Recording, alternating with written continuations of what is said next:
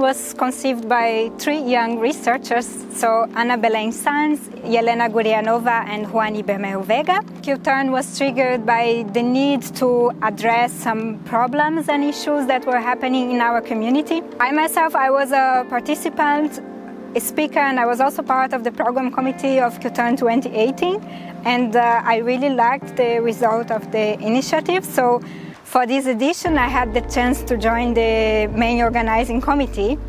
This time we also tried to make an active effort to increase diversity in our committees, especially geographical diversity that was not so good at the first edition. So now all the committees are much bigger, both the organizing committee, the program committee are bigger, and the awareness program is also enlarged. So this year we are going to have 6 awareness sessions. And in particular, one of the sessions is going to be focused on mental health. That was one of the main requests from the previous participants, from the previous event. I'm a reviewer of the papers in Q-turn, and I in general like to review different people's work because I learn this way about a lot of different disciplines and research papers.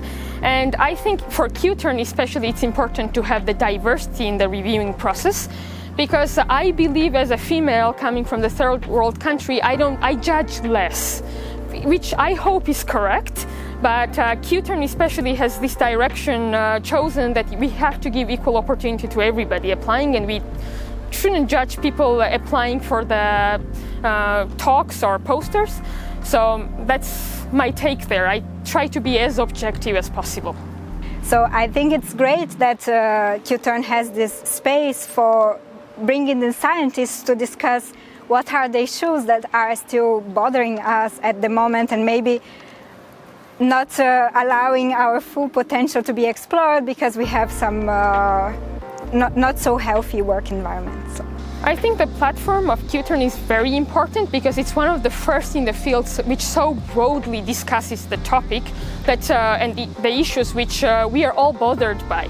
We hope that we chose a good format for the event that can really foster networking and a lot of discussions.